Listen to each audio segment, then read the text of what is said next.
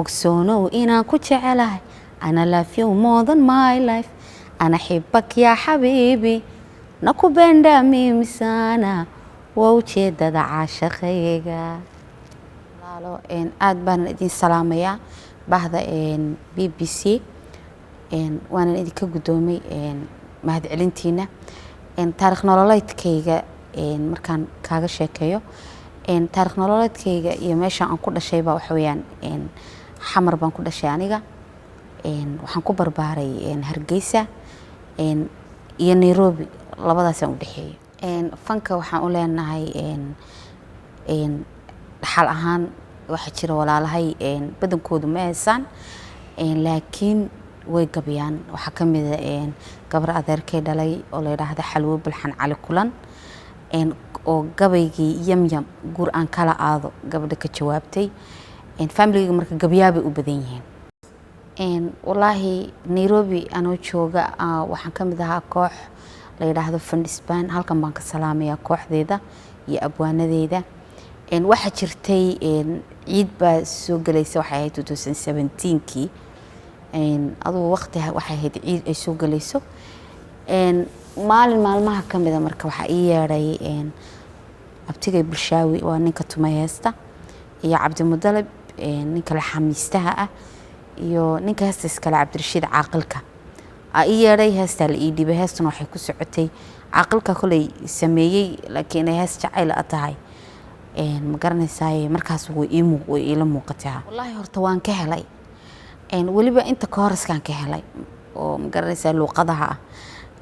intaasna waxa weeyaan Cabdi Mudalib aad baan uga mahad celinayaa Cabdi Mudalib baa fikradaasna keenay intaasna aad baan uga helay waliba gabadhii ma garanaysaa nala joogtay barnaamijka naga qabanaysay habeenkaas heesta markii la tumayay la xameynayay way fadhiday waxay tiri heestan waxay noqonaysaa heesta barnaamijka ka soo baxaysa wayna rumowday wallahi horta wax cajiib ay walaal ahayd habeenkaas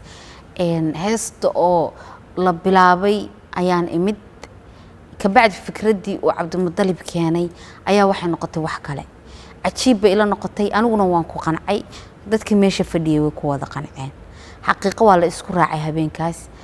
saasayna ku hirgashay heesto wallahi anoo gurigayga iska jooga maalin waxa la ii soo diray wiil YouTuber oo ka hadlaya heesta oo dhahaya heestan waxay noqotay macna heesta ugu views-ka badan asaga adiga odaygaygan marka tusay waxaan ku yiri bal ila fiir waxaan marka wuxuu ugu yiri heestan waa tagtay marka anigu waxaan maya wali ma garanayaan quraan waxaan fahansan waa wax iska caadiya maalin labaad haddana odaygayga intuu yimid ugu yiri ma aragtaa heestan waa tagtay macnaha waxay ugu noqotay ma garanaysaa wax oo ma garanaysaa sabray maxaan ku sheegaa macnaha offside waxaan fahmi waayo macnaha waxa ila noqotay sabrayso macnaha riya amal ma fahanti wixii markay kugu noqdaan kadisoo kale filan waa amal ay ugu noqotay nimcadeydun baan ahaa odayga wuxuu isku dayay wax badan inuu iga dhaadhiciyo uu ifahansiyo uu ii sheegay heestan way tagtay san waay may waxaan dhahay caadi waay wax dadku ku ciyaaraan le waaye way iska caadi mas'uulada maya waxaan sugaynaa in lagu soo dalbado macnaha waxaan hadda soo socday waxaan hadda dhacay iyo kambaniyashan iyo waxaan odayga wuxuu ifahansiyay inay dad isoo dalbanayaan kambani imaan doono wax badan ma garanaysaa marka wallahi hadda waxaan dareemayaa happy waxaan ahay macnaha nimcadii hore ma garanaysaa waa waxba iga bedelan hadda horta happy waxa la yiraahdaa ani gabadha iga yar da'da iga yar baa la yiraahdaa waxa ii bixiyay laakiin magacan waxa ii bixiyay kooxdii aniga aan ka tirsanaa kooxdeedii Fundisbaan ayaa ii bixisay happy waliba waxaan ku walaashay baa la yiraahdaa magacaas iga joojiya marka magaciisa buu igu baxay faan way yarayd wax oo ma garanaysaa luqado kala duwan isku daro iyo Soomaaliya way yarayd markii ma garanaysaa heesta waxaan uga helayba macnaha markaan ka helayba waxaan dareemay inay ma garanaysaa ka duwan tahay heesaheena saasaan ku jeclaaday ma fahanti aan u qaata والله aad baan ugu farxaa markaan daawanayo aad baan ugu farxaa aad baan uga helaa waqti baan siiyaa macnaha daawashadoodan waqti siiyaa iyo ciyaarahooda soo u ciyaaraan xataa dad baan ku fikiraa inaan ku daydo والله dad baan ku fikiraa inaan ku daydo marka ciyaarahooga aan ka helo ma faad macnaha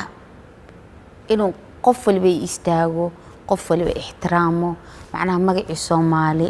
in la ii xambaariyo awalba aan xambaarsanaa oo ma garanaysaa aad u jeclaha Soomaalinimada in magacii Soomaali la ii xambaariyo qof walba ay dhaho magaceena bad meel sare geysay magaceena meeqaam u yeeshay wallahi wax weyn baan iska bedelay